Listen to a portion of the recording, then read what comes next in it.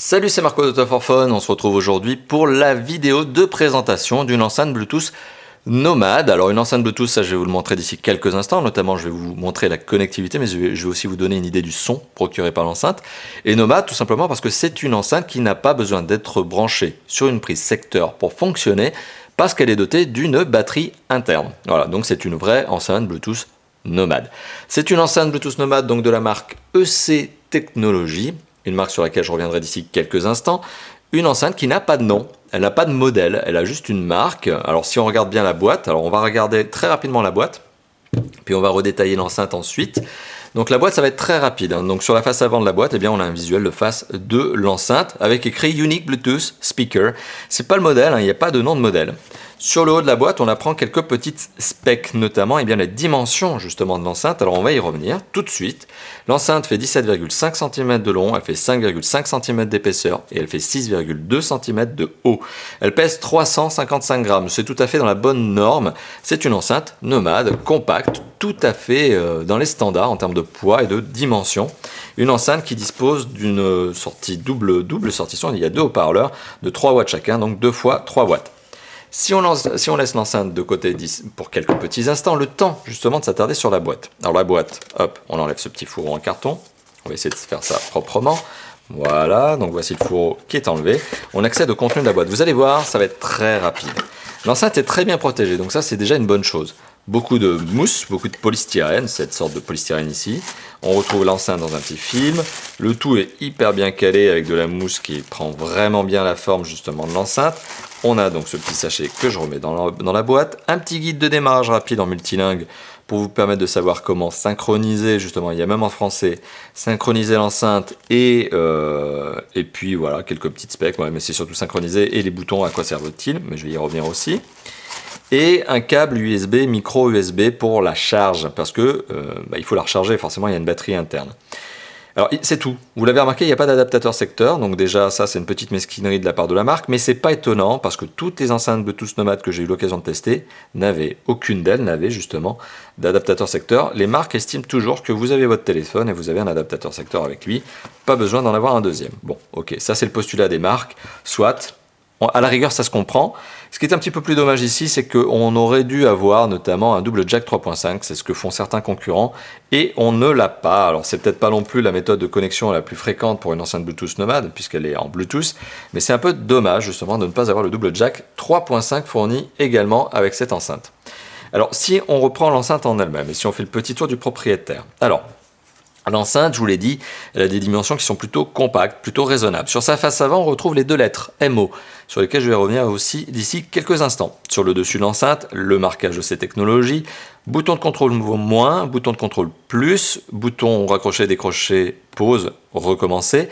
Sachant que ce bouton, dont je viens de le dire, décrocher, raccrocher, bah oui, puisqu'il est lié à une fonction de cette enceinte, qui est une enceinte qui n'est pas uniquement émettrice de son, mais qui marche aussi en kit piéton, main libre on va dire, puisque tout simplement elle est dotée de micros. Donc vous pouvez parfaitement vous en servir pour avoir une conversation avec des interlocuteurs. Ça n'est pas que pour de la musique, vous pouvez aussi l'utiliser en kit main libre. Sur le côté droit de l'enceinte, on retrouve le bouton on-off, on retrouve le jack 3.5, le connecteur micro USB pour la charge. Sur le dessous de l'enceinte, on retrouve ici 4 tampons en caoutchouc qui permettent à l'enceinte d'être moins glissante, de la rendre antidérapante sur une table notamment, et puis surtout de la décoller de la table et d'éviter, lorsqu'il y a un peu trop de basse, d'avoir une table qui soit par exemple en train de vibrer avec l'enceinte. Sur le côté gauche de l'enceinte, on retrouve cette intéressante figure de style avec cette languette. Alors cette languette qui est en plastique un petit peu dur quand même, c'est pas du caoutchouc, hein, c'est du plastique. Voilà, j'arrive quand même à lui donner une petite inclinaison, mais bon, ça reste quand même du plastique un peu rigide. Cette languette, là, pour moi, elle a deux vocations, deux intérêts. Il y a le premier intérêt qui est celui notamment de pouvoir être attaché à un sac à dos, on peut l'imaginer. Alors il faut être très confiant au niveau des personnes qui sont autour de vous pour voir si on vous la fauche pas. Si c'est dans le métro, je vous le déconseille parce que attacher ça à votre sac à dos, vous pourriez avoir des mauvaises surprises, hein, pour y arriver à destination sans l'enceinte. Quoi qu'il en soit, vous pouvez imaginer de l'attacher à un sac à dos par exemple quand vous êtes en déplacement, pique-nique, rando, etc. Deuxième chose, c'est quand vous la posez sur une table, vous pouvez la prendre très facilement comme ça aussi. Vous n'êtes pas obligé de mettre vos doigts dessus et de bloquer le son. Vous pouvez imaginer la déplacer comme ça. Bon, voilà, donc c'est pour moi les deux utilités de cette petite languette qui sont assez, c'est assez bien pensé, je trouve, c'est assez malin. Ça rajoute un peu l'encombrement. Après, quand vous l'attachez à un sac à dos, donc sur l'extérieur du sac à dos, ça peut être malin. Pourquoi pas. Donc voilà, bonne note. Sortie frontale, bien sûr, on a deux haut-parleurs, ça je vous l'ai évoqué, deux haut-parleurs de 3 watts chacun, donc ça fait une sortie totale de 6 watts. Bon. Allez, ça c'était pour l'enceinte, poids raisonnable, taille compacte, esthétiquement elle est très réussie, elle a un revêtement en plastique caoutchouté tout autour, très sympa, qui rend la chose très agréable au toucher, donc c'est très doux, c'est bien. Bon, autre particularité par contre, c'est très doux au toucher, mais ça prend très très bien les traces de doigts et la salissure, donc voilà, hein, c'est juste pour vous dire que vous allez devoir probablement la nettoyer avec un petit chiffon très légèrement imbibé d'eau, très légèrement humide, voilà, vous la passez nettoyer très rapidement comme ça. Bon. L'enceinte, allez, on va vous donner une petite idée de la qualité du son. On va se faire une petite idée. Alors, je ne l'allume pas, je vous laisse vous faire une idée du son procuré. C'est juste pour vous avoir une échelle de référence avec le téléphone qui est ici, le LG G2. Donc on va l'utiliser en mode haut-parleur, tout simple. Donc là, il est à fond. Ça, c'est le à fond du LG G2. Procuré par le haut-parleur qui se trouve en bas. Voilà. Donc on va recommencer le test, mais cette fois-ci on va allumer l'enceinte Bluetooth.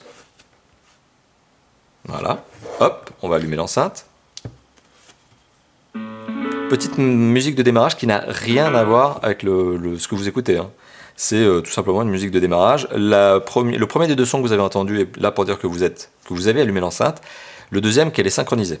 Voilà, qu'elle est en synchro Bluetooth, tout simplement. Alors maintenant on va relancer le son, on va vérifier qu'elle est à fond. Ouais, visiblement. Hop, on y va. Non, elle n'est pas à fond. Là, elle est à fond. Et là, on va la mettre à fond. Faites attention à vos oreilles, ça va beugler. Hein.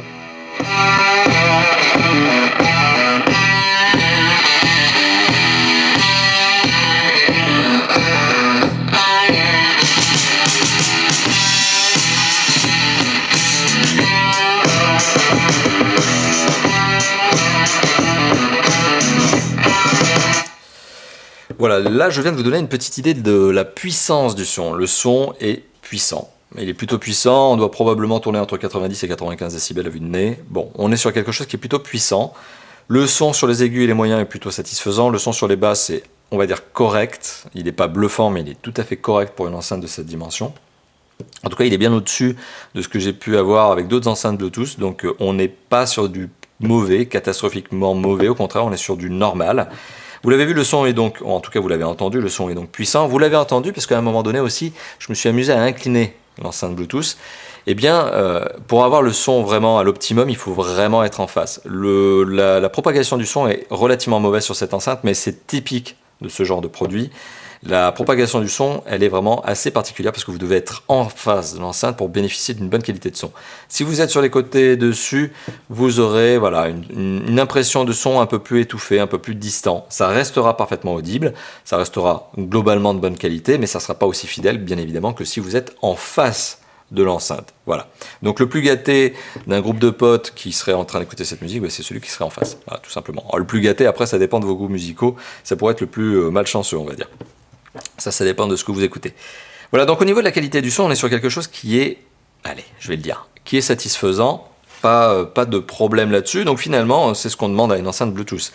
Après, autre parenthèse, cette enceinte est dotée d'une batterie interne de 1100 mAh, c'est ce qui est revendiqué par le constructeur. Le constructeur, ou en tout cas la marque C Technologies. La marque C Technologies revendique donc 1100 mAh, une autonomie comprise entre 12 et 15 heures. Pour ma part, je vous avouerai que je pense que le constructeur, ou en tout cas la marque, encore une fois de plus, j'insiste là-dessus, c'est une marque, pas un constructeur, est très généreux au niveau de cette autonomie. Pour ma part, je dirais plutôt entre 6 et au mieux 8 heures. Donc on est là aussi sur quelque chose de tout à fait acceptable. 6 heures de musique en camping, entre potes, en pique-nique, etc., au bord d'une piscine, c'est parfait. C'est déjà très très bien. Mais voilà, on n'est pas non plus, il ne faut pas exagérer en disant 12 à 15 heures, ou alors il faut vraiment laisser le son au minimum. Bon, là, auquel cas, on peut tirer l'autonomie un peu plus, forcément, si vous mettez le son au minimum, voilà, l'enceinte, elle ne consomme pas des masses. Bon. Point négatif, vous ne pouvez pas changer la batterie. Elle est interne, elle est figée vous ne pouvez pas changer la batterie parce qu'elle est interne, elle est figée dans l'enceinte. Ça, vous venez de le comprendre. Donc, c'est un petit peu dommage. On a eu l'occasion dans le passé, notamment chez Top 4 Fun, de tester des enceintes où la batterie était extractible et on pouvait en acheter une deuxième puisque c'était des batteries standardisées. Ici, c'est pas le cas. Vous n'avez pas de solution. Donc, bon, d'ici quelques années, quand la batterie sera fatiguée, tant pis pour vous. Malheureusement, vous ne pouvez plus en faire grand-chose. Et puis, vous ne pouvez pas acheter une deuxième batterie pour avoir un regain d'énergie, voilà, une autonomie supplémentaire. C'est un petit peu dommage. Voilà, c'est un petit peu le point bête. Alors au niveau de la synchronisation Bluetooth, pour revenir là-dessus, parce que c'est quand même assez intéressant de l'évoquer, puisque c'est une enceinte Bluetooth, elle a été extrêmement efficace, extrêmement rapide. En tout et pour tout, ça prend moins d'une dizaine de secondes entre le fait d'allumer votre téléphone, mettre le Bluetooth, et le fait d'allumer l'enceinte et de commencer la synchro. En moins de 10 secondes, vous avez fait les deux, c'est nickel. Donc assez facile, et ce qui m'amène justement à vouloir vous montrer pourquoi justement je vous parle de cette synchronisation, c'est juste pour vous montrer le nom du produit, M07. Donc voilà, sachez que ce produit s'appelle le M07, que sur la face avant de l'enceinte il y a écrit MO, c'est une enceinte Bluetooth Nomad que l'on retrouve sous d'autres marques, c'est une enceinte Bluetooth Nomad que l'on retrouve sous différentes appellations commerciales. Ici, on est sous la marque EC Technologies qui la commercialise. Il faut savoir que j'ai cherché un petit peu sur le web, on la retrouve, cette enceinte, sous d'autres marques.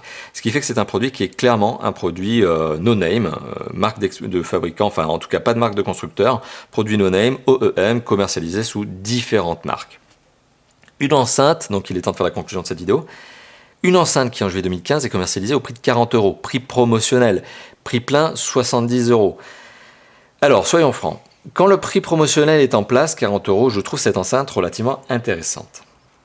C'est pas la plus bluffante que j'ai eu l'occasion de tester. J'ai testé des enceintes Bluetooth Nomad qui étaient quand même dotées d'un son un peu plus profond, notamment avec des meilleures basses, mais elles étaient plus grosses. Ici, on est sur une enceinte compacte qui fait très bien son travail pour sa compacité.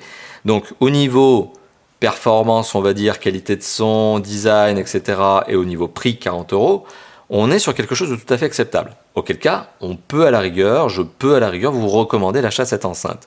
Lorsque cette enceinte bascule à son prix plein, 70 €, je vais être très franc avec vous, je vais être très clair, c'est trop cher. C'est vraiment trop cher. 40 €, donc ça reste encore selon moi un prix tout à fait acceptable, raisonnable. 70 € pour moi, c'est un prix qui est clairement dissuasif, que je vous déconseille absolument. Donc voilà, vous l'avez bien compris.